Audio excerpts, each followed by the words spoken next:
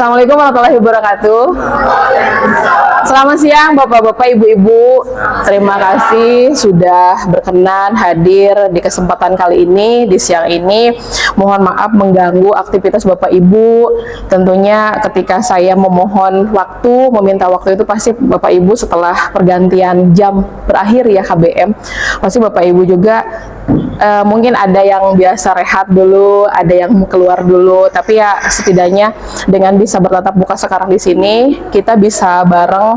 Bukan berarti saya berdiri di sini itu saya itu mumpuni Bapak Ibu, tidak sama sekali. Hanya mohon izin mungkin karena memang ini salah satu pemenuhan tugas dari PGP di aksi nyata modul 1.4 di mana kita ada forum diskusi tentang budaya positif. Nanti kita akan bahas tuntas tentang apa itu budaya positif. Tentunya di sini juga ada para senior yang tentunya senior secara kedinasan dan juga dari PGP juga, kita nanti bisa sharing tentang budaya positif itu seperti apa.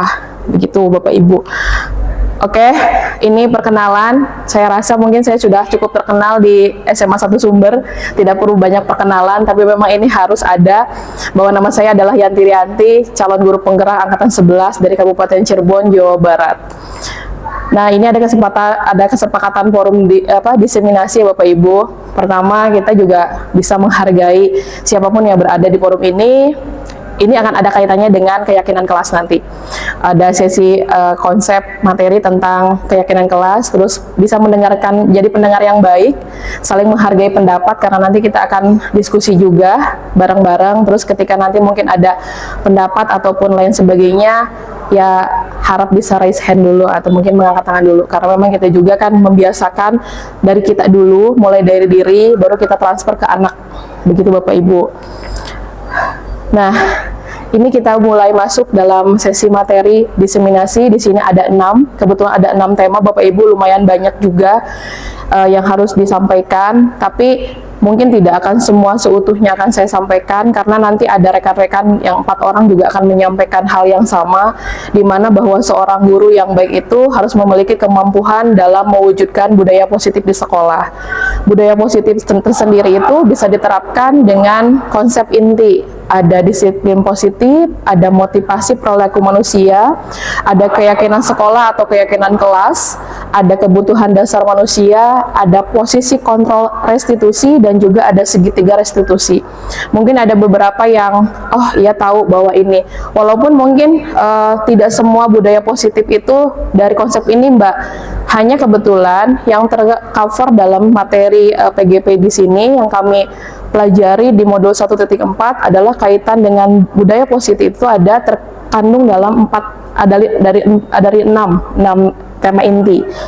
Nah, yang pertama kita akan bahas tentang disiplin positif dan nilai-nilai kebajikan, di mana disiplin positif merupakan cara penerapan disiplin yang mengajarkan anak bertanggung jawab dan menumbuhkan kesadaran diri berdasarkan nilai-nilai kebajikan. Apa saja nilai-nilai kebajikan? Nanti di slide berikutnya akan kita bahas, di mana juga disiplin positif itu lebih ke arah disiplin diri yang dapat mengontrol diri dalam melakukan segala tindakan.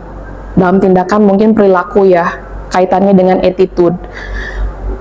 Nah, disiplin diri juga dapat membuat murid atau siswa memahami dan menyadari berdasarkan motivasi internal. Otomatis itu kesadaran dari dirinya sendiri sebelum kita memaksakan. Tapi kadang-kadang motivasi dari diri sendiri itu kan presentasinya tiap orang berbeda-beda. Harus juga ada yang harus dipaksakan terlebih dahulu baru si motivasi itu bisa muncul.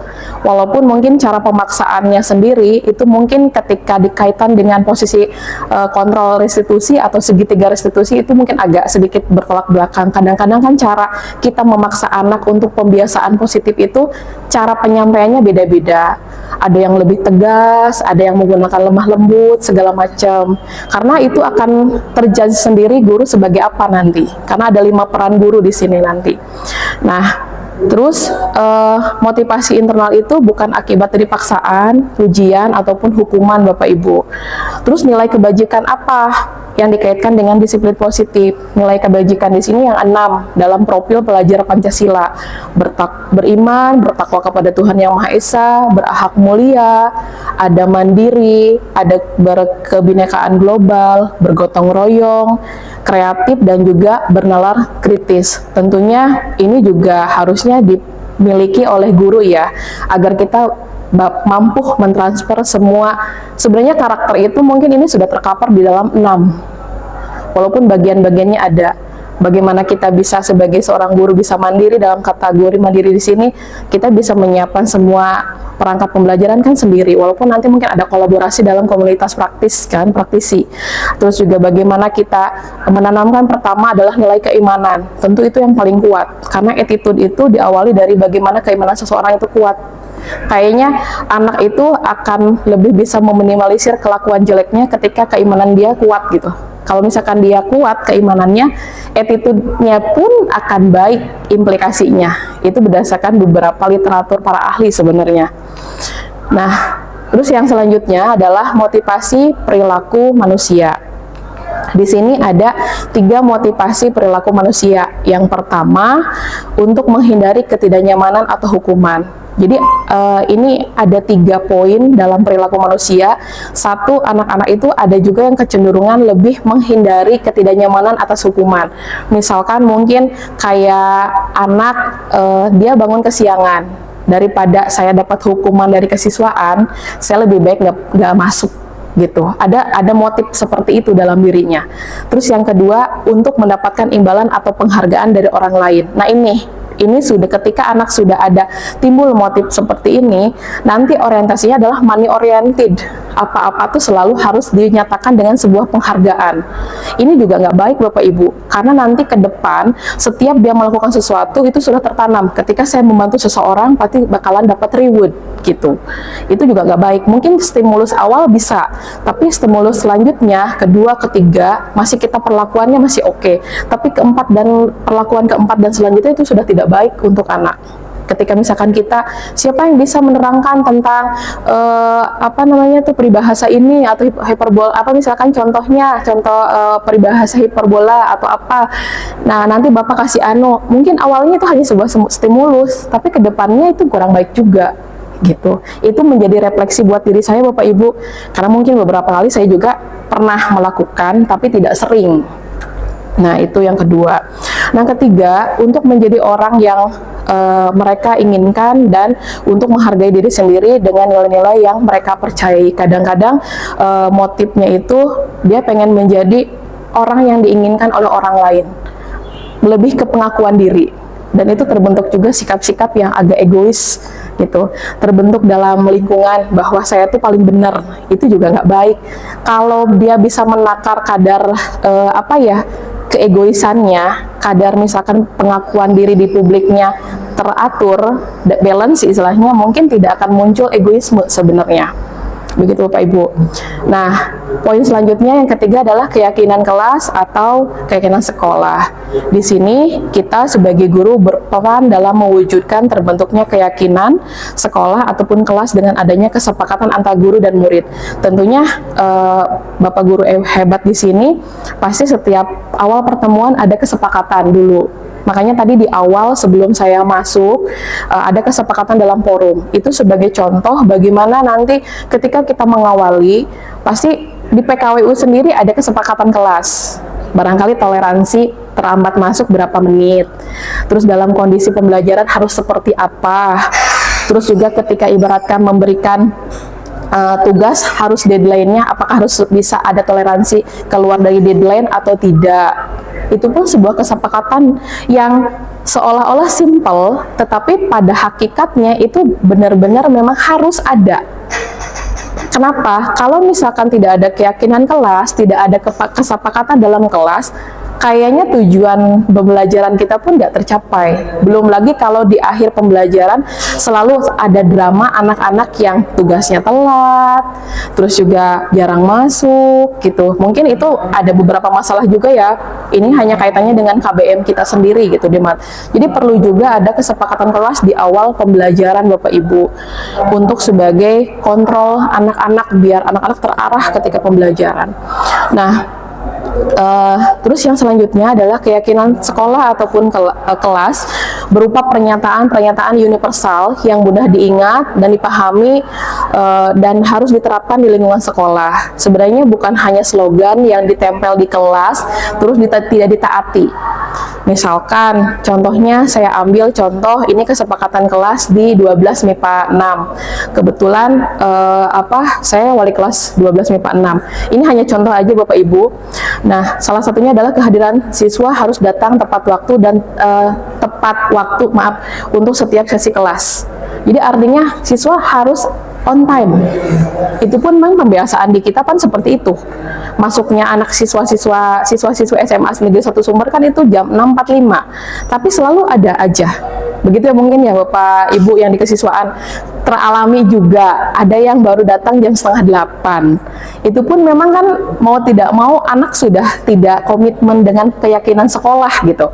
Kesepakatan sekolah. Contohnya itu dari dia datang ke sini. Belum lagi kaitannya dengan seragam.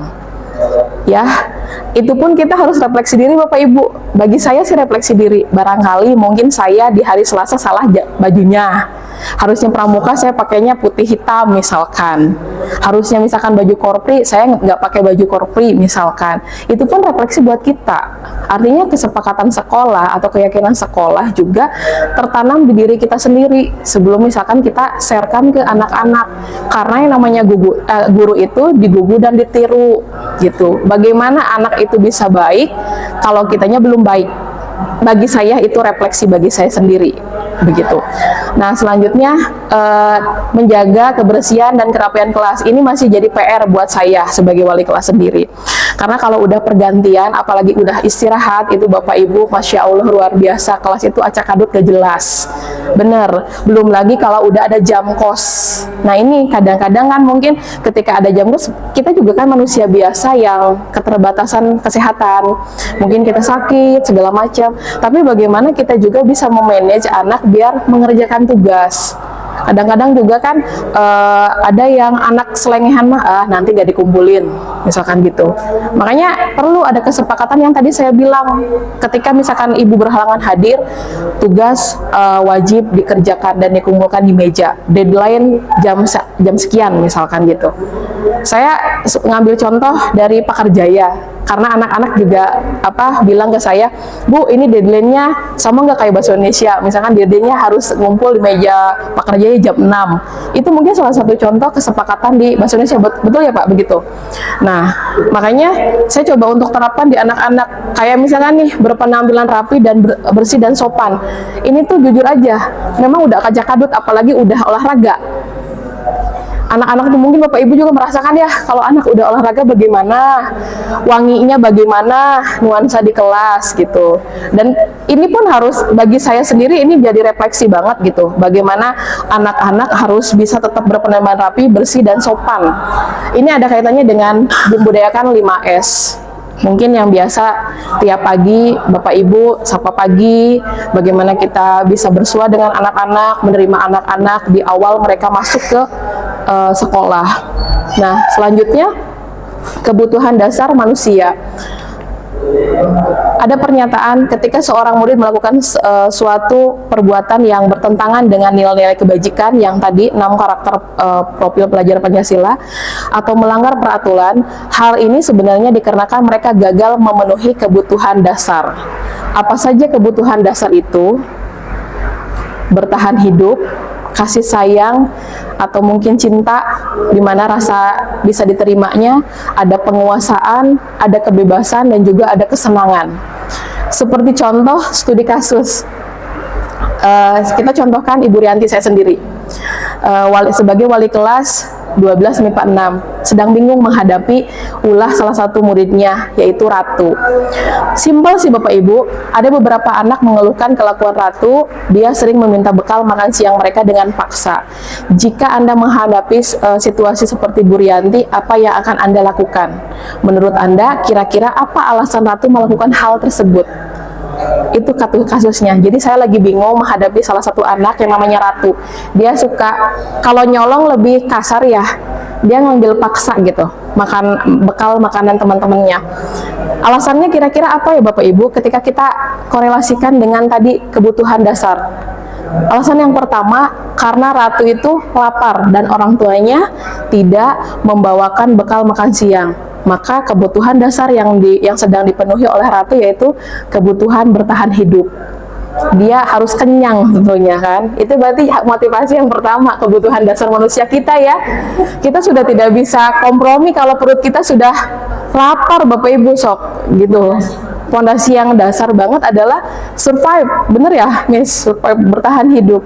Dan yang kedua, alasan yang kedua, karena ratu merasa senang temennya memperhatikan dia gitu. Jadi dia butuh di sini banyak sekali Bapak Ibu saya temui begitu. Tidak hanya contoh kasus seperti ini. Nah, kenapa dia senang diperhatikan? Berarti dia butuh sebenarnya kebutuhan kasih sayang dan rasa diterima oleh lingkungan. Begitu. Saya rasa kasusnya tidak hanya anak mengambil ya Bapak Ibu. Mungkin ada anak yang selalu mengganggu temannya, itu sebenarnya dia butuh attention, dia butuh perhatian dari kita sendiri, butuh pengakuan. Tapi caranya mungkin kurang tepat, itu saja kalau menurut kita ya, pandangan kita. Alasan yang ketiga, karena temannya jadi takut dengan ratu dan menuruti keinginannya, maka kebutuhan yang dipenuhi oleh ratu adalah kebutuhan akan kekuasaan. Dengan cara memaksa itu, artinya dia memenuhi kebutuhan dasar dia dengan berasumsi saya berkuasa di sini. Begitu. Dan kebutuhan yang keempat adalah karena dia merasa bosan dengan bekal yang dibawakan oleh ibunya, monoton, tempe, tahu, baik Bapak Ibu. Sedangkan teman-temannya ada ayam, ada bistik gitu kan. Mohon maaf Bapak Ibu, barangkali agak lapar sedikit ya. Nanti sajiannya akan mengikuti. Kebutuhannya akan kebebasan, dia kebebasan untuk memilih. Seperti Pak Karjaya mungkin kan tiap hari menunya beda-beda ya Pak. Ya itu kan kebutuhan akan kebebasan untuk memilih, nggak sih Pak? Saya juga nggak mungkin, tapi saya termasuknya orang yang konsisten. Tiap hari ayam geprek aja saya sih itu, karena nggak ada lagi Pak paket hemat. Nah, yang kelima, karena dia melakukannya karena iseng atau ratu menikmati ekspresi wajah teman-temannya yang kesal terhadap dia. Itu untuk memenuhi apa? Kebutuhan dasar kesenangan. Aku tuh have fun lihat teman-teman aku tuh kesal sama aku. Ya kadang-kadang kan dalam psikologi beda-beda ya Bu Fatma ya. Anak-anak itu suka agak ya melenceng sedikit pemikirannya begitu. Itu pun pernah saya alami gitu, melihat anak-anak yang seperti itu. Kadang-kadang kan ada juga yang ketika kita mencoba untuk interaktif dengan mereka, kadang mereka itu tidak punya batasan ya Bapak Ibu. Kadang agak apa ya, kata orang Sunda mah nggak sopan gitu bahasanya. Bahasa ke saya juga kadang-kadang hai bro ke saya gitu misalnya. Tapi kan nggak mungkin anak ngomong hey bro ke Pak Karjaya gitu. Artinya beda perlakuan juga.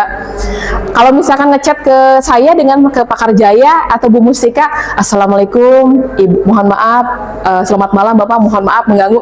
Pasti kan ada fase-fase yang berbeda perlakuannya Pak. Artinya anak-anak juga punya batasan tersendiri, tahu juga karakter gurunya. Nah itulah yang menjadi PR kita, bagaimana kita bisa memahami karakter murid-murid kita Bapak Ibu.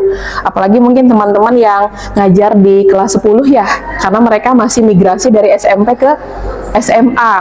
Bahkan kadang-kadang kita yang ngajar kelas 12 pun kelakuannya masih anak SMP ya Pak, rata-rata. Nah, tema yang selanjutnya adalah posisi kontrol restitusi. Nanti kita akan lihat posisi kita sebagaimana ya, di mana ya Bapak Ibu. Ada 5 posisi kontrol dalam restitusi.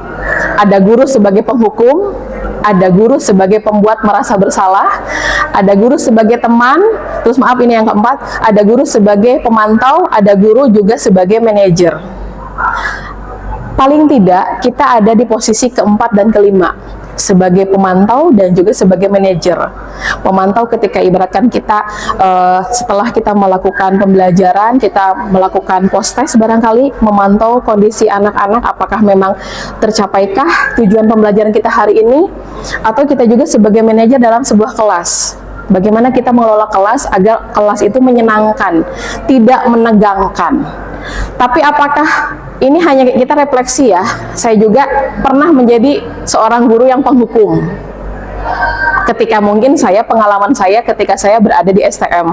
Karena perlakuan anak STM dengan anak SMA beda Bapak Ibu.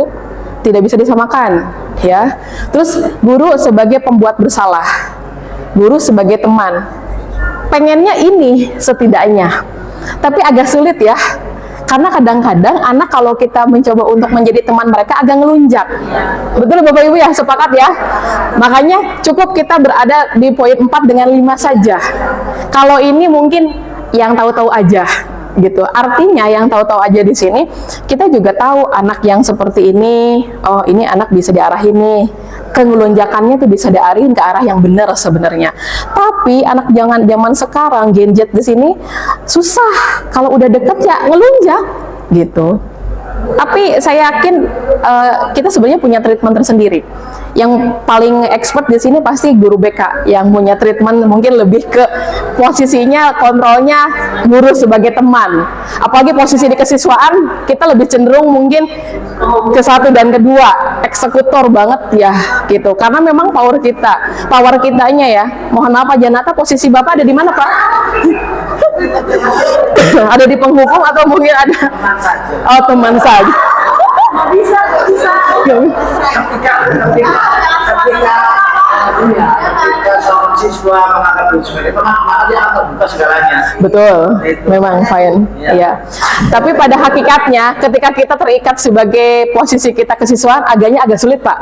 Sebenarnya, kecuali kalau misalkan kita sebenarnya kalau kita sebagai kesiswaan ataupun guru, gimana ritme sih? Kalau anaknya tidak posisi yang bersalah banget, ya kita mungkin bisa ngorek-ngorek informasi gitu. Tapi labeling kesiswaan ataupun labeling, ya kita kan punya pencitraan sendiri. Saya mungkin punya pencitraan sendiri di mata anak-anak. Mungkin si posisinya, pencitraannya Bu Fatma juga punya, pencitraannya Pak Karjaya juga punya. Artinya semua anak tuh punya labeling tersendiri gitu, penilaian. Tapi ini hanya sebagai refleksi untuk diri kita nih. Kita berada di posisi mana. Tapi kalau menurut saya kita lebih cenderung di 4 dan 5. Kalaupun di sini bisa, tapi mungkin ini nggak terlalu banyak ya Pak porsinya. Dalam arti guru sebagai teman itu hanya siswa tertentu yang batas kengelunjakannya masih kita bisa kendalikan, begitu. Nah ini ada 5 posisi kontrol Bapak Ibu. Ada motivasi, identitas gagal, identitas berhasil atau sukses, identitas berhasil atau di sini kontrol luarnya, ada kontrol dirinya. Contohnya penghukum, mungkin Bapak Ibu bisa diuraikan atau bisa dibaca sendiri tentang penghukum itu sebagaimana, setidaknya kalimat-kalimat yang ditujukan bahwa seolah-olah kita sebagai penghukum, seolah-olah kita sebagai pembuat rasa bersalah, terus sebagai teman, sebagai pemantau, dan juga sebagai manajer. Sebenarnya kalau menurut saya, ketika siapapun kita mengalami di posisi kelimanya, saya yakin kelima-limanya kita mengalami, tetapi itu pun kan bagaimana kondisi yang dihadapi oleh kita sendiri sebenarnya. Walaupun mungkin kita tidak, kadang-kadang kita kan spontan ya, gitu kan, spontan gitu istilahnya, melakukan hal itu karena situasi yang benar-benar memaksa kita untuk berada di posisi begitu. Bapak kenapa tertawa Pak? Ya, biar nggak terlalu ngantuk Pak, karena kalau ngedengerin orang ceramah itu indikasinya ngantuk. Tapi setelah ini nanti ada ice breaking ya Pak. Iya, nanti setelah ini ada ice breaking dan itu wajib ngikutin semua. Jadi bagaimana coba, ini luar biasa Bapak Ibu. Yang poin 1 dengan 2 ini tamparan keras bagi saya pribadi, karena mungkin saya pernah di posisi itu. Kalau mungkin posisi pemantau dengan manajer, oke lah, kita memang posisi hakikatnya idealnya seperti itu ya. Tapi saya tertampar di posisi ke-1 dan ke-2. Kalau ke-3 saya belum terlalu bisa menjadi sebagai teman gitu kan. Betul kata Pak Janata, hanya orang-orang tertentu. Mohon maaf jangan dilihat Bapak Ibu ya, saya bulat banget di sini. Posisi IPS 5 betul Pak. Posisi kontrol restitusi di antara kelima tersebut kita sebagai manajer Bapak Ibu, manajer di kelas kita itu. Bagaimana kita posisinya memanage kelas, mengelola kelas. Nah, terus posisi kontrol sendiri sebagai guru adalah guru dapat berbuat sesuatu bersama murid, mempersilahkan murid bertanggung jawab ya, dan mendukung agar dia bisa menemukan solusi. Ini salah satunya saya sedang melakukan treatment ke Ratu. Kemarin ketika ada tugas kebetulan segitiga restitusi ya Bu Juju ya. ya. Ini salah satu treatmentnya. Apa aja di segitiga restitusi nanti kita akan bahas Bapak Ibu. Nah, terus juga selain itu posisi manajer mengacu pada restitusi yang dapat menjadikan murid sebagai manajer bagi dirinya sendiri. Setidaknya ketika dia sudah dapat treatment dari kita, kalau di BK mungkin udah di treatment sama BK, refleksi ya Bu Padma, setelah refleksi bagaimana dia bisa mengevaluasi diri agar dia bisa memanage dirinya sendiri, tidak bergantung sama orang lain. Karena kecenderungan anak sekarang melakukan sebuah pelanggaran ataupun hal-hal yang lainnya itu motivasinya banyaknya dari ekstrinsik, dari motivasi luar. Karena terbentuk dari circle pertemanan Bapak Ibu. Karena circle pertemanan sendiri itu akan mempengaruhi jati diri seseorang. Entah mungkin kita terlepas orang dewasa ataupun remaja sekalipun. Artinya ketika mempunyai circle pertemanan yang positif juga ke kita. Pemikiran kita positif, kita jarang bernegatif thinking ke orang lain. Terus juga beda ceritanya kalau kita berada di lingkungan yang toksik barangkali, ataupun negatif thinking yang banget gitu, yang toksik banget, itu akan mempengaruhi juga ke pribadi kita. Secara otomatis kita akan tergiring arus. Saya mengalami itu soalnya, ya, bukan curhat Bapak Ibu, hanya sharing aja. Yang selanjutnya adalah segitiga restitusi, bukan segitiga bermuda Pak, tapi segitiga restitusi. Ada berapa? Ada 3 Bapak Ibu. Yang pertama menstabilkan identitas dulu, yang kedua validasi tindakan yang bersalahnya, terus yang ketiganya adalah menanyakan keyakinan. Menstabilkan identitas itu bagaimana? Dilakukan berdasarkan prinsip bahwa membuat kesalahan adalah bagian dari proses pembelajaran yang nantinya akan menggeser identitas gagal ke arah identitas yang sukses. Saya mengalami kasus ini ketika saya menghadapi salah satu murid ya yang 2 tahun ke belakang. Identitasnya lagi kacau-kacau banget, banyak sekali kesalahan karena konflik di dalam keluarga. Mau tidak mau saya sebagai wali kelas terdorong untuk masuk dalam lingkung keluarganya. Sebenarnya kita sebagai guru ataupun wali kelas kan itu sudah melebihi batasannya sebenarnya. Tapi kalau kita tidak masuk Bapak Ibu, kita tidak bisa menstabilkan identitas anak. Tidak bisa buat anak tuh ajeg, confident. Dan dia juga harus mengakui bahwa dia itu memang, oh iya, saya melakukan kesalahan. Tapi jangan sampai anak itu melakukan kesalahan, tapi salah saya itu gara-gara si A. Jangan sampai menyalahkan orang lain. Bagaimana dia menyadari bahwa kesalahan yang dilakukan oleh dirinya adalah mutlak karena dirinya sendiri, kelalaian dirinya.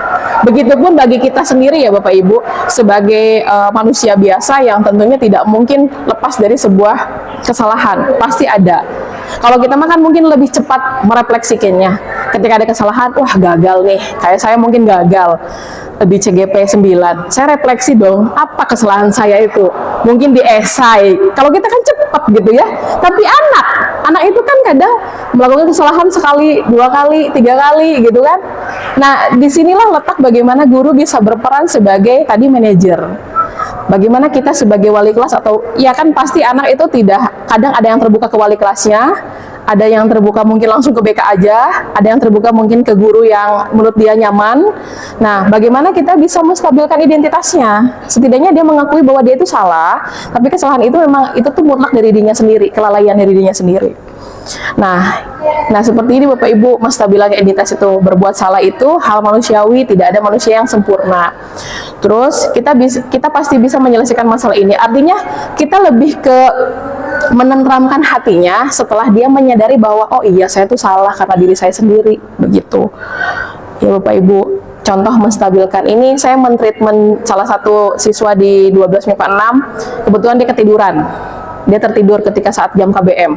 Jadi coba saya mentreatment dengan menstabilkan dulu identitasnya. Mengakui nggak dia bahwa dia itu salah? Iya Bu, saya mengakui. Kenapa salahnya?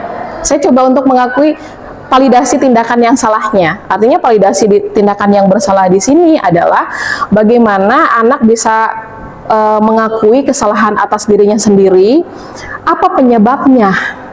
Penyebab Ratu terlambat datang ke sekolah itu apa? Ternyata motivasinya dari internal, dari rumah. Dia punya sebuah kewajiban yang harus dia penuhi setiap pagi Bapak Ibu.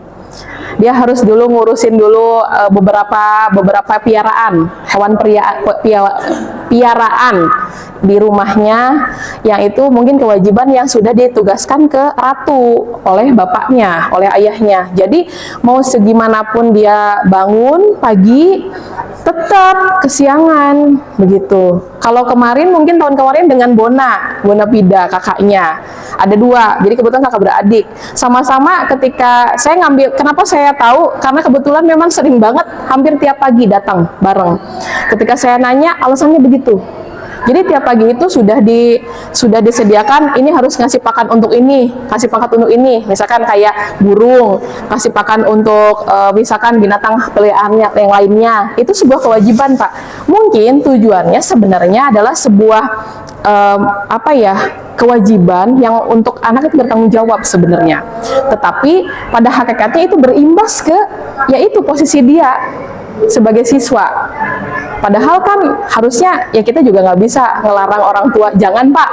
Mungkin itu salah satu treatment orang tua agar dia punya tanggung jawab tersendiri. Makanya saya ngomong, Ratu, berarti next ke depan kamu harus lebih awal bangunnya.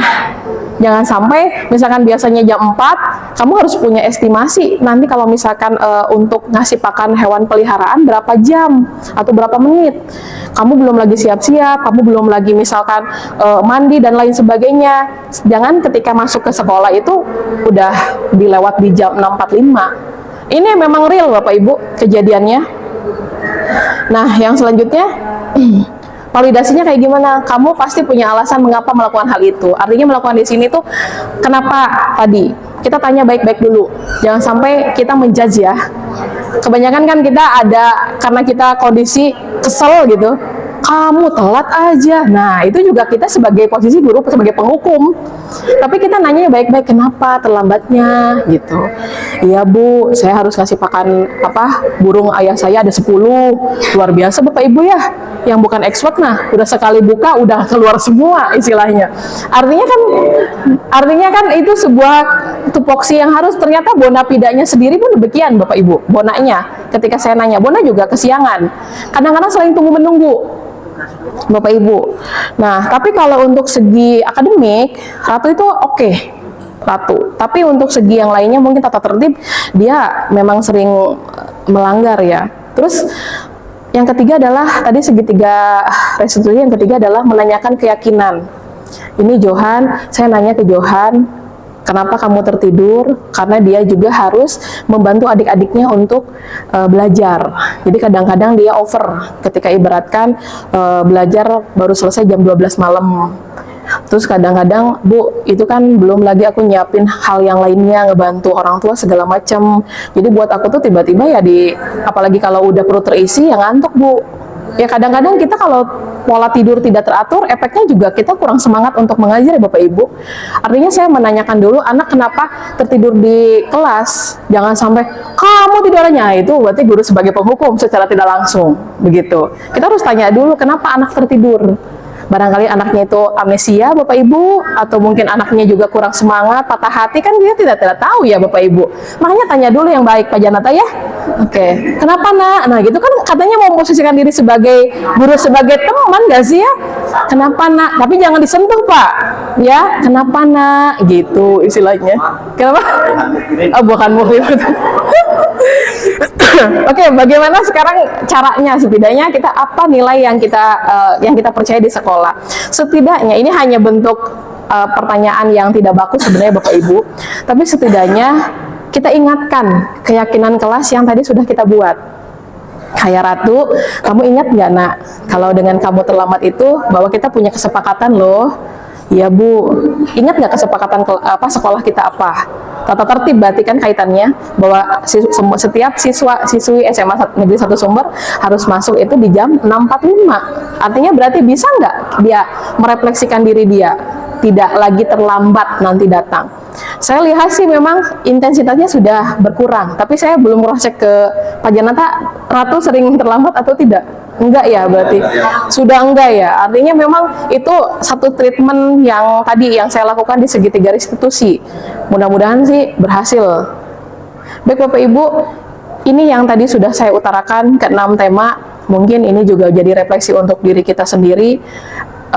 Saya pribadi juga sama, saya bukan guru yang baik, masih banyak refleksi terhadap diri saya pribadi, apalagi tadi dengan 5 posisi kontrol tersendiri, bahwa dalam sebuah membuat sebuah budaya positif ini diantaranya ada 6 komponen. Setidaknya ada 6 komponen, walaupun mungkin yang lainnya pasti ada pengkaparan tersendiri, ada tambahan lah, mungkin kata Pak Kerja ada tambahan-tambahannya nanti, tapi ini yang intinya yang harus kita bangun sebagai satu rumah yang utuh, karena SMA Sumber itu tidak bisa berkembang, tidak bisa istilahnya berubah kalau tidak dimulai dari kita sendiri sebagai guru-gurunya. Semua itu akan tertata dengan rapi kalau kita punya kesadaran diri untuk bisa membangun SMA Negeri 1 Sumber. Setidaknya mungkin kita yang masih muda-muda, next generasi, kita akan menggantikan Pak Karjaya, kita akan menggantikan mungkin Bapak Kepala Sekolah, para wakasek gitu kan.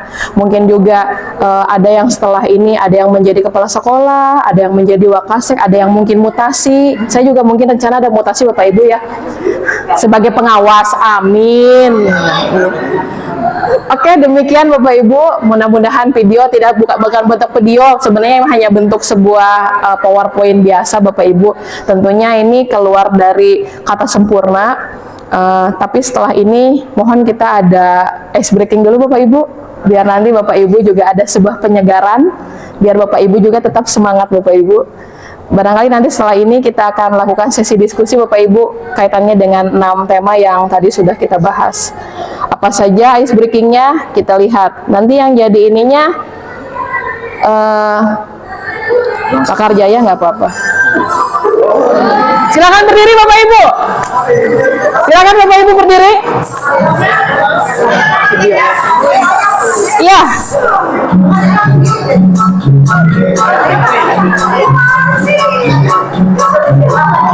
Ya Bapak Ibu.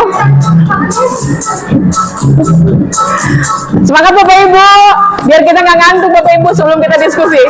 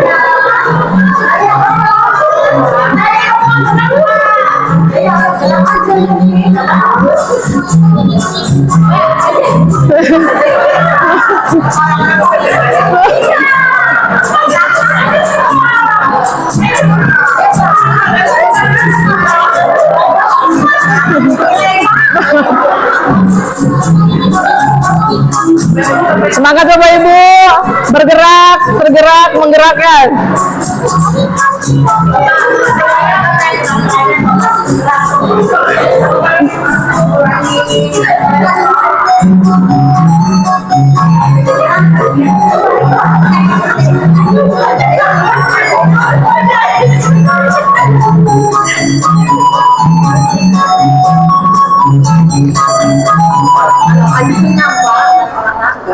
Oke, terima kasih Bapak Ibu.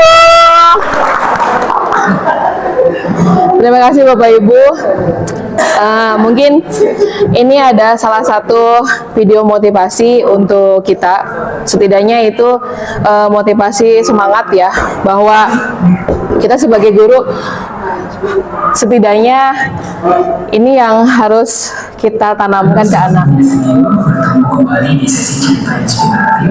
Kali ini kami akan bercerita mengenai seorang guru yang melakukan kesalahan di depan murid-muridnya.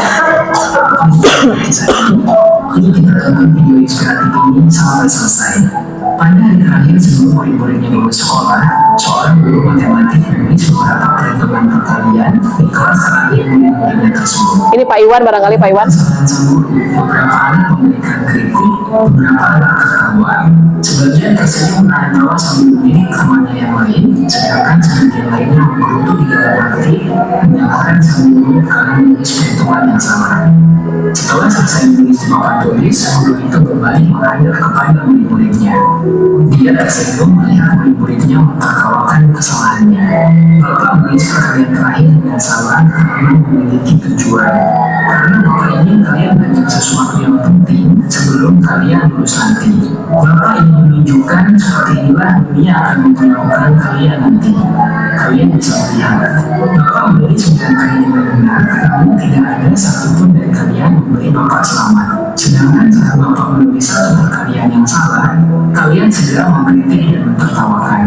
Pelajaran yang bisa kalian ambil adalah dunia tidak akan menghargai kita walaupun kita sudah melakukan banyak hal yang benar, namun akan mengkritik dan mentertawakan kita saat kita melakukan satu kesalahan. Pelajaran kali ini agar kalian ingat jika suatu saat kalian mengalami hal yang di kehidupan nanti, kalian sudah siap dan tidak akan kalah menghadapi para pengkritik, para penghina, dan orang-orang yang mentertawakan. Karena memasuki kehidupan normal kalian akan memukul kehidupan dengan lebih keras. Salah satu cara efektif untuk membungkam para pengkritik dan orang yang mentertawakan kalian adalah dengan kesuksesan dan keberhasilan. Sedangkan kesuksesan dan keberhasilan hanya bisa kalian raih jika kalian terus maju, terus bangkit, dan tidak terpengaruh oleh para pengkritik, para penghina, dan orang-orang yang mentertawakan. Mendengar penjelasan gurunya, para murid terdiam. Mereka baru menyadari maksud dari sang guru, dan mereka juga sadar bahwa mereka pun selama ini ternyata termasuk dalam kelompok para pengkritik, para penghina, dan orang yang suka mentertawakan kesalahan orang lain. Kami yakin sahabatnya studio semua adalah orang-orang yang kuat dan tidak akan kalah oleh para pengkritik, para penghina, ataupun orang-orang yang menyepelekan. Jika sahabat setuju, mohon beri komentar, like, dan share jika bermanfaat. Dan jangan lupa subscribe agar tidak ketinggalan video cerita inspiratif maupun video motivasi terbaik kami lainnya. Sampai jumpa. Sampai jumpa. Sebenarnya ini bagi kita pribadi ketika kita melakukan sebuah banyak kebenaran, tapi kadang-kadang mungkin pengakuan di publik itu kurang ya Bapak Ibu. Tapi ketika kita melakukan satu kesalahan, itu semuanya terjudge gitu, bahwa kita adalah seorang yang salah. Karena kadang-kadang dunia hanya melihat kita dari sudut pandang ketika kita melakukan sebuah kesalahan. Itu yang mungkin menjadi refleksi bagi diri saya pribadi Bapak Ibu. Barangkali itu Bapak Ibu, kita nanti lanjutkan ke forum diskusi Bapak Ibu kaitannya dengan tadi yang sudah saya sampaikan. Saya mohon masukan dari Bapak Ibu, tentunya ini juga menjadi refleksi kita bagi kita semua, tidak hanya bagi diri saya. Saya juga berharap tidak hanya berakhir di tugas aksi nyata saja, tapi kita bisa menyebarkan berbagi praktik baik dalam hal kebaikan, apalagi kita sebagai seorang guru, begitu Bapak Ibu. Maka Bapak Ibu barangkali ada yang mau berkomentar tentang tadi pemaparan yang sudah saya sampaikan, saya silahkan. Mangga Pak. Terima kasih. Assalamualaikum warahmatullahi wabarakatuh. Waalaikumsalam. Saya akan bertanya tentang segitiga restitusi. Saya tertarik dengan segitiga restitusi itu ya. Di sini dapat memberikan kesalahan siswa sehingga siswa mengalami kesalahan sehingga siswa termasuk sadar. Apakah dari beberapa itu ada 3 Pak? Ya, ada segitiga. 3 itu, 5 ya. Kalau 5 ini lebih ke posisi kontrol Pak, sebagai kita sebagai guru. Ya, Ya. itu terkait dengan segitiga restitusi Iya. yang saya katakan. Apakah di segitiga di CIP ya, Iya. segitiga restitusi itu merupakan Tuhan dari segala penghasilan pihak para siswa seperti itu. Oke. Kelihatannya di sini yang paling bagus ini segitiga restitusi dari Keenam. yang lainnya itu. Iya. Nah, maka saya simpulkan apa Tuhan ketika dalam penanganan siswa. Terima kasih. Assalamualaikum warahmatullahi wabarakatuh. Baik, terima kasih Pak Janata atas responnya ya tentang tahapan tadi segitiga restitusi ya Pak. Ada 3 karena kan segitiga Pak, nggak mungkin kalau segi 4 Pak. Iya, segitiga berarti ada 3, menstabilkan identitas, validasi tindakan yang bersalah, sama menanyakan keyakinan. Pertanyaan Bapak, apakah dalam PGP ini adalah salah satu solusi mungkin solusi?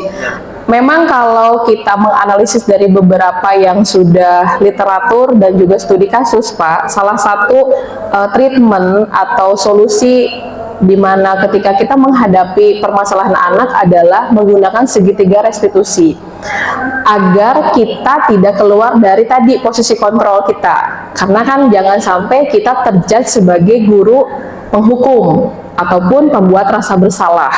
Jadi artinya treatment-treatmentnya juga digunakanlah segitiga restitusi, di mana kita harus menstabilkan dulu identitas.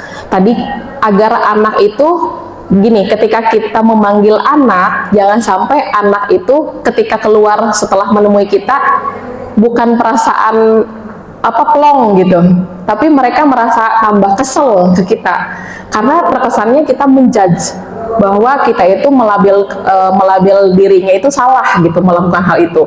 Tapi dengan menggunakan segitiga restitusi, kita bisa menstabilkan identitas dulu. Biarkan mereka itu mengakui. Kalau kata Big BK bahasanya mungkin beda ya, treatment ya. Bahasanya treatment gitu. Tapi kalau di sini menggunakannya segitiga restitusi untuk tadi mentreatment sebenarnya tujuannya. Hanya beda istilah saja, Pak. Cara kita gitu. Mungkin kan cara saya menstabilkan identitasnya Ratu dengan Johan akan berbeda ketika caranya Pak Karjaya menstabilkan anak-anak di MIPA 1 misalkan. Karena kan tadi setiap guru itu punya karakter, tidak bisa disamakan. Yang pasti dari segitiga restitusi ini, bagaimana kita bisa mengambil solusi, bagaimana kita membuat anak lebih nyaman dan tahu apa sih solusi dari kesalahan saya itu harus bagaimana saya tuh gitu. Jadi jangan sampai anak nemuin kita malah tambah bingung. Kitanya juga jangan bingung harusnya. Walaupun mungkin ketika mentreatment segitiga restitusi ini nggak bisa satu kali Pak. Kita perlu beberapa sumber. Pertama sumber di sini itu bisa jadi ketika masalahnya konflik internal. Anak misalkan bolos, anak misalkan maaf Bapak Ibu main slot ya, judi online yang sekarang lagi populer banget. Nah kita juga harus tahu menstabilkan identitas dulu, minimal dia mengakui. Karena kalau kitanya tidak punya ikatan emosional yang dekat, kalau bahasa saya chemistry, kalau saya tidak terbangun chemistry dengan anak dekat, anak tidak mungkin mau jujur bahwa saya itu melakukan judi online ya, slot, main slot gitu.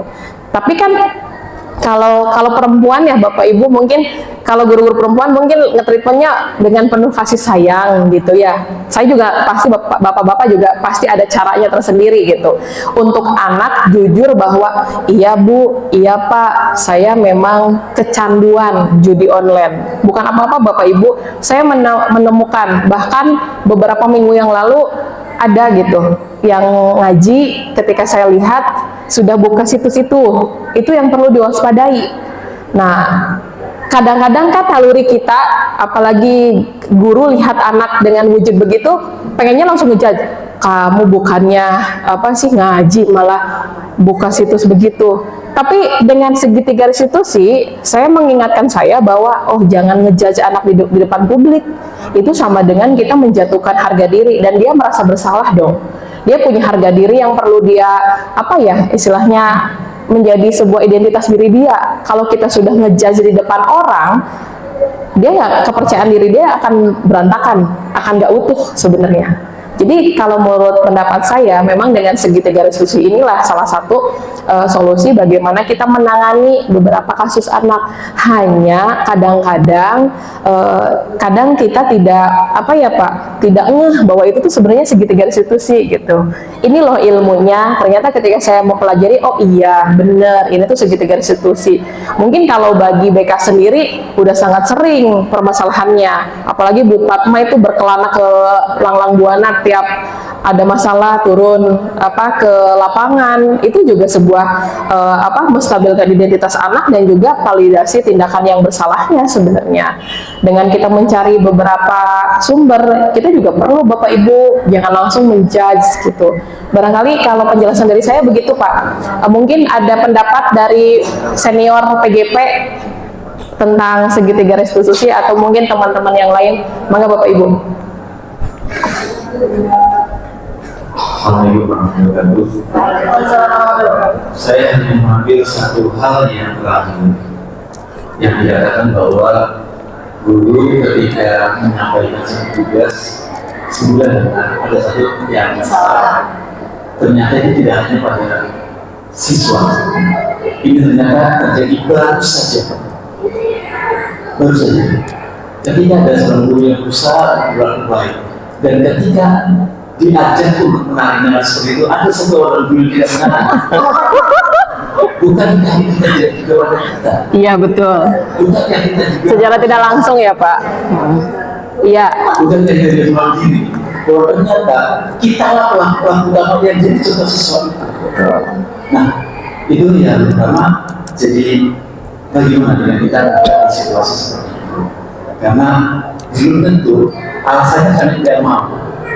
Ada alasan-alasan lain orang itu mengapa tidak mau bergerak seperti itu? Karena keyakinan, karena pemahaman, karena identitas, karena keagamaannya yang kita sendiri tidak tahu tentang apa itu. Kedua, tentang kritik dan pembinaan ini sangat sering dilakukan oleh guru yang menjadikan sesuatu doang atau marah. Tidak marah di sini, mungkin mereka akan menggambarkan pada marah-marah di teman-temannya, memberikan pengaruh. Saya mungkin tidak lama lagi akan menjadi pendidikan, hanya beberapa tahun lagi. Tapi masih saja ada anak-anak yang perlu diperhatikan bahwa ketika mereka melakukan sesuatu, mereka tidak sadar ada teman yang dijatuhkan. Misalnya, karena hanya berurusan dengan masalah pulpen dan pensil, mereka tidak punya pensil, minyak itu tidak benar-benar temannya. Nah, bagaimana kita sebagai seorang guru jika memasakkan matanya, maksudnya jika mana meminjamkan juga dia lebih baik. Kalau tidak ada seperti itu, berarti kita tidak memanjakan. Apa yang kita lakukan?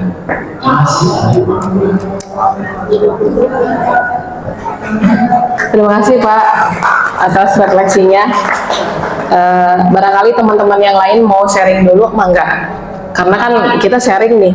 Artinya tadi yang disampaikan oleh Pak Karjaya, bagaimana ketika kita melihat fenomena kasus ya Pak, anak meminjamkan pulpen, betul? Yang pertama dari yang salah buat siswa dulu.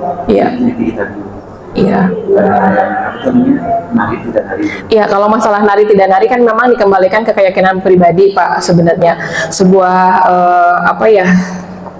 kebalikan lagi ke diri kita karena setiap orang punya karakter. Saya menganggapnya bahwa tidak semua orang itu menyukai hal tersebut. Kadang-kadang kan apa yang kita sukai belum tentu disukai oleh beberapa orang dengan punya keyakinannya tersendiri. Maksud saya bahwa kita ambil contoh yang tadi si siswa yang diatur. Ya, yang mana terdewakan. Menghargai bahwa sembilan benar dadanya betul. Di satu saat menurut saya itu tidak hanya kembalikan pada siswa, betul. Tapi mengerti cara kita menilai hal itu. Iya. Biar kita pun ada yang begitu, ya. Artinya kan video inspirasi yang tadi mungkin mengajarkan kita agar kita juga bisa menghargai ya Pak, menghargai apa yang terjadi di dalam lingkungan sekitar kita, karena beberapa tadi nilai-nilai dalam diri pribadi masing-masing. Mungkin contohnya mungkin tadi Pak Karjaya tidak ikut bergerak, karena bergerak di sini bukan hanya sebenarnya, kalau bagi saya pribadi sudut pandangnya hanya ice breaking biasa Pak, tapi tidak berarti sebuah kewajiban yang harus dilakukan sebenarnya. Hanya sebuah refleksi agar Bapak Ibu tidak ngantuk, karena kaitannya dengan kaitan obrol begini kan ngantuk Bapak Ibu. Makanya mungkin saya tadi diselingi beberapa ice breaking segala macam. Ya memang itu refleksi untuk diri saya. Kalau bagi saya sendiri, saya tahu Pak Jaya tidak mungkin bergerak gitu. Artinya saya tidak mentertawakan Pak, hanya senyum gitu ya Pak. Dan saya sangat paham nilai-nilai apa yang ada di dalam apa alasan beliau seperti itu, saya sangat paham. Artinya jangan sampai mungkin itu pun kita wujudkan, kita tampakkan di dalam dunia nyata ya Bapak Ibu. Ketika misalkan ada anak di dalam sebuah forum kelas, ketika berpendapat, udah tahu itu tuh sebenarnya salah ya, tapi ditertawakan oleh teman-temannya, terus kita juga ikut gitu. Artinya itu juga berarti kan kita juga sebagai penghukum secara tidak langsung dan pembuat rasa bersalah. Dan ternyata ketika saya refleksi setiap kelas, 12 kelas Bapak Ibu, ketika saya tanya satu pertanyaan, sebenarnya apa aja sih yang ada di dalam bidang kewirausahaan, itu semua anak itu sebenarnya tahu, tapi dia tidak mau raise hand, tidak mau mengangkat tangan.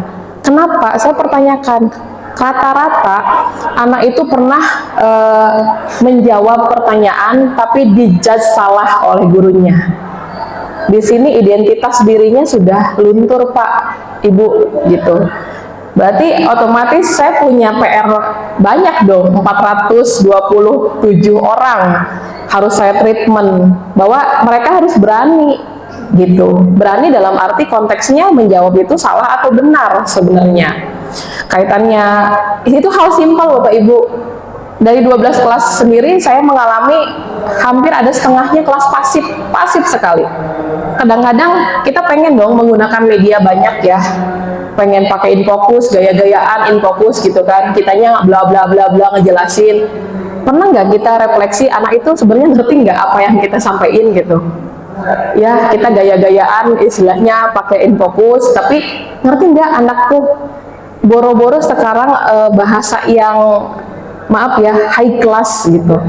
Kadang-kadang esensi aja mereka tuh nggak tahu, istilah esensi aja nggak tahu. Padahal itu intisari ya Pak, kesimpulan. Ketika saya nanya, jadi esensinya apa dari PKWU itu? Diem. Kalian tahu nggak esensi? Nggak tahu Bu. Esensi itu kesimpulan, nah intisarinya itu yang kalian pelajari 2 tahun ini tuh apa? Tentang bahasa Inggris, tentang bahasa Sunda. Apalagi kalau bahasa Sunda kompleks, nah jadi agak pusing gitu. Undak usuk bahasa, terus ada vocabulary kalau di bahasa Inggris. Kalau di sini ada SPOK, bener ya Pak? Subjek, predikat, objek, nah gitu. Ya setidaknya saya juga harus belajar bahasa begitu. Nah, apa esensinya? Nggak tahu. Esensi itu apa sih Bu? Itu kan coba ya yang simple sendiri loh Bapak Ibu gitu. Kadang-kadang saya juga menyadari, aduh ini saya tuh ngomong pakai bahasanya terlalu tinggi enggak gitu. Karena kadang-kadang kita tuh kayak so iya gitu ngomong ya pakai perlakuan. Sebenarnya kalau udah anak kelas SMA, kelas 12 apalagi yang saya ketahui gitu, sudah tidak menggunakan perlakuan pedagogik tapi sudah andragogi, yaitu perlakuan pembelajaran orang dewasa sebenarnya. Tapi nggak begitu Bapak Ibu, karena apa? Kaitannya apalagi kita dengan perekrutan siswa banyak apa ya, posnya ada zonasi gitu kan, ada prestasi, itu juga mempengaruhi Bapak Ibu. Jadi nggak bisa seutuhnya. Barangkali itu Pak tanggapan dari saya. Terima kasih. Barangkali teman-teman yang lain ada yang mau menanggapi, silahkan.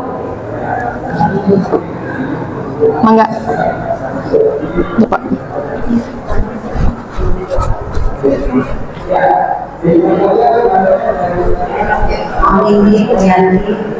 Iya.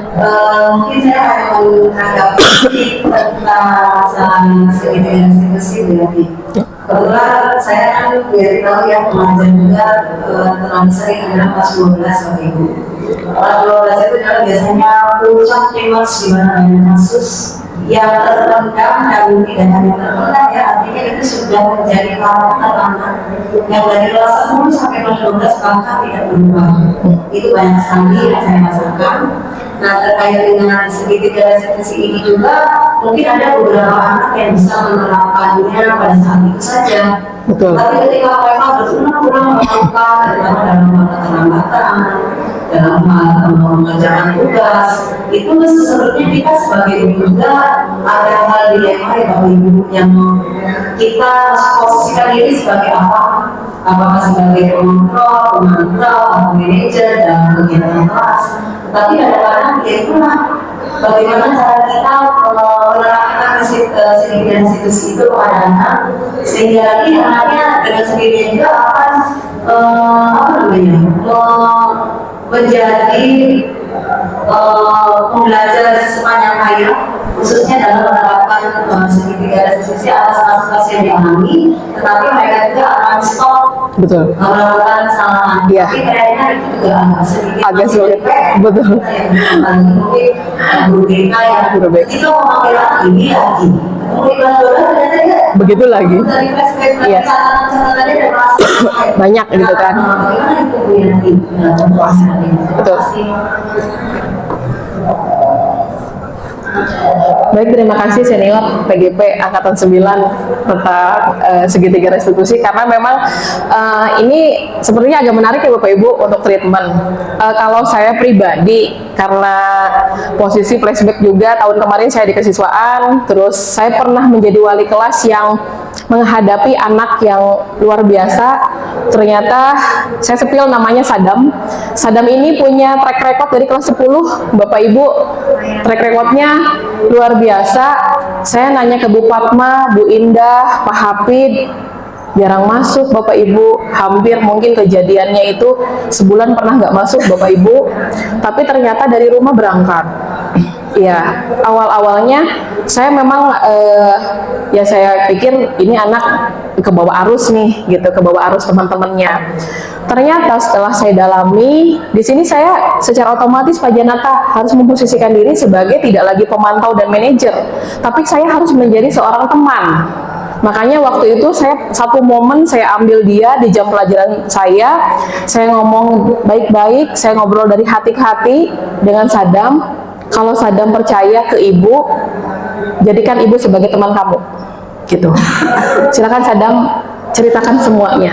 Awalnya tidak mau, dan itu butuh waktu sebulan Bapak Ibu.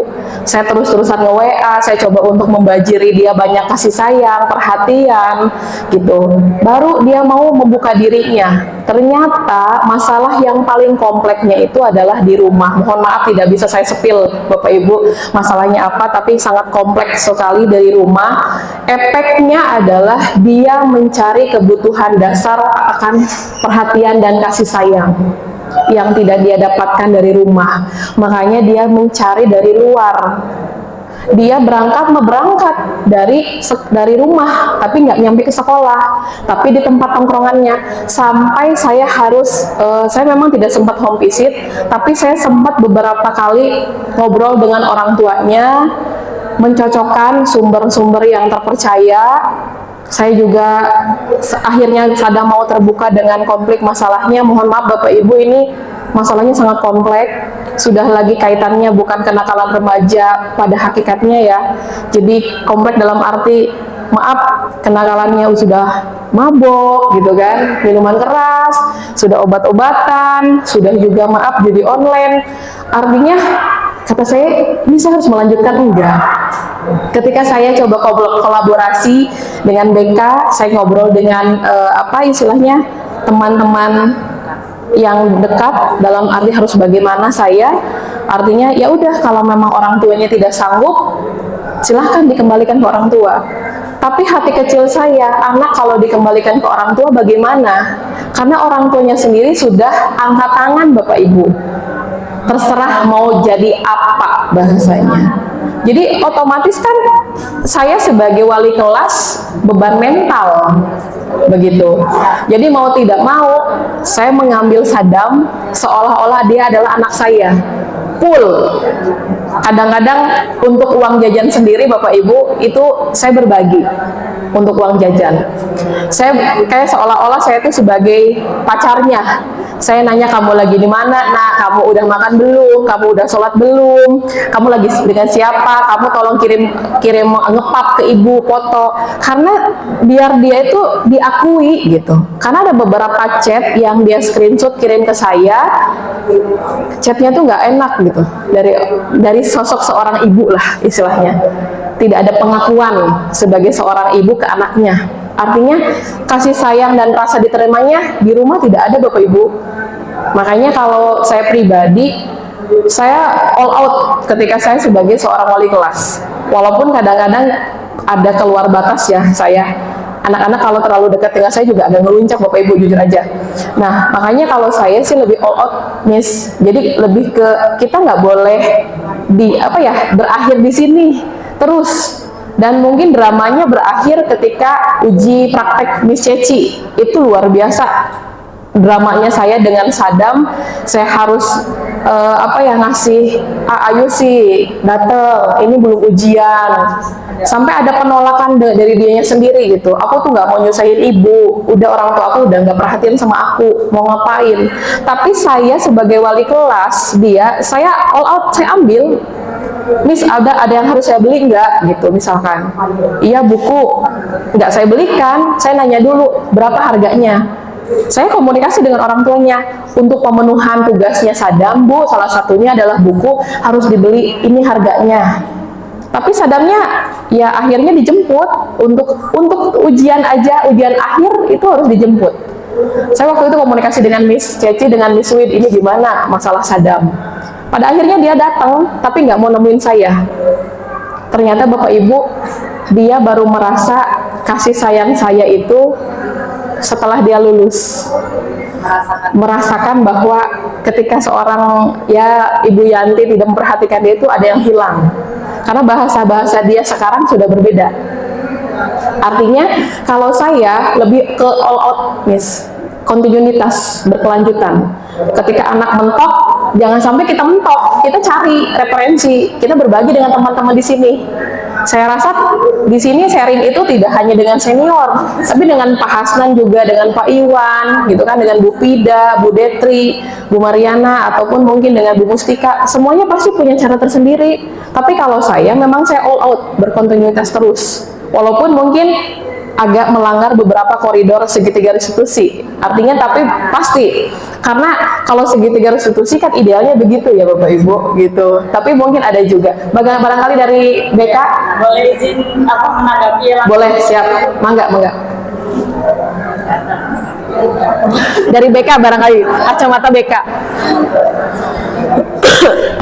Baik, terima kasih untuk kesempatannya untuk menanggapi hal yang masalah dari Bu Widya tadi ya, Bu Yanti, untuk masalah pendidikan institusi. Sepertinya adakah goals untuk solusinya seperti itu?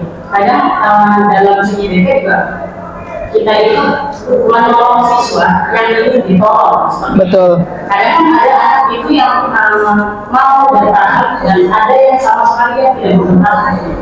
Apakah itu perlu untuk untuk dipertahankan sampai akhir dengan alasan mungkin banyak sekali ya, maksudnya alasan itu. Balik lagi, kalau mereka gimana ya, kita nggak bisa untuk mempertahankan virus seperti itu. Tapi kembali lagi, kalau misalnya dari saya melihat dalam segitiga restitusi ini ada suatu kelemahan di bagian solusinya seperti apa, seperti itu.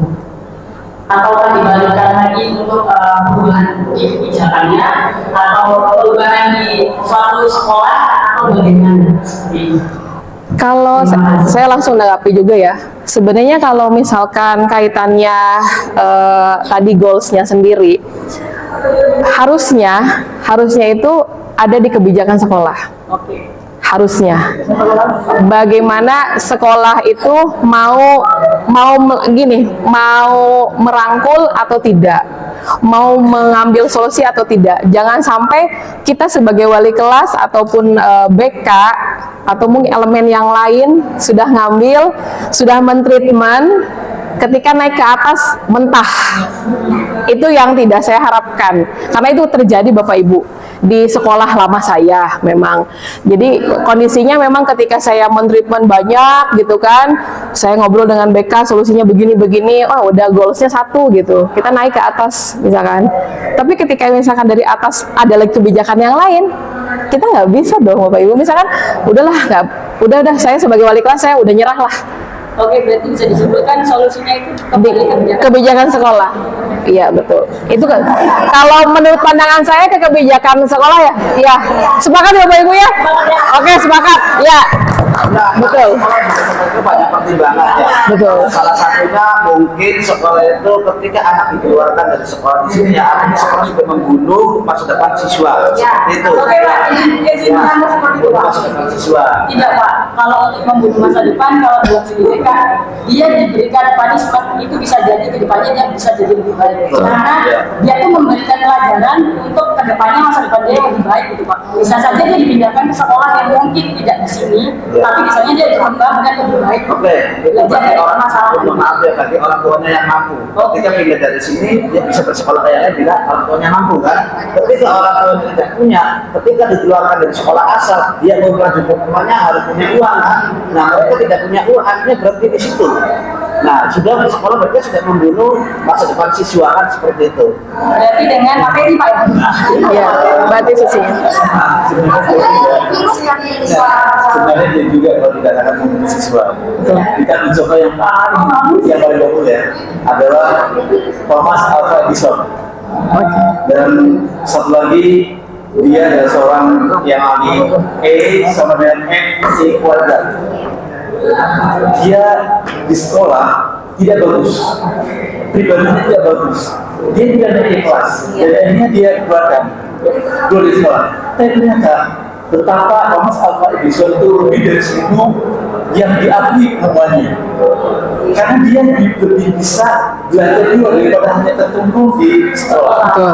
Sudah ini seorang Albert Einstein, ternyata dia adalah orang yang bisa menemukan sesuatu orang yang tidak ditemukan. Jadi sekolah itu hanya salah satu yang bisa menjadikan mereka sukses. Walaupun dalam pandangan umum, sekolah ini adalah sebagai tangga, Iya. untuk umum sebagai tangga. Tapi kita pun harus menyadari bahwa ada di kalangan kasus-kasus tertentu mereka, mohon maaf, kalau hanya di materi, yang tadinya dia itu maaf tidak cukup, dia cukup karena Iya. Tuhan, tapi dia dengan kegigihannya dia sekarang sudah menjadi manajer yang punya usaha yang ada di zaman. Siapakah Saya dia? tahu dan itu adalah menurut saya. Oke. Artinya bahwa tidak selamanya ini sebagai untuk pembunuhan karakter atau apa. Kita bisa yang menjadikan kita lebih bangkit lagi. Betul. Itu bisa.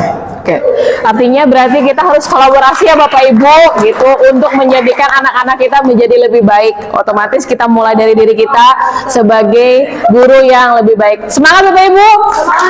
Oke, terima kasih Bapak Ibu. Mungkin forum diskusinya nanti kita lanjut lagi. Terima kasih. Mohon maaf banyak kesalahan. Mohon maaf juga banyak kekurangan. Terima kasih sumbang sarannya. Masya Allah luar biasa. Mudah-mudahan apa yang kita lakukan hari ini menjadi sebuah amalan nanti kita di hari akhir. Ya, amin. Terima kasih Bapak Ibu. Mohon maaf. Assalamualaikum warahmatullahi wabarakatuh.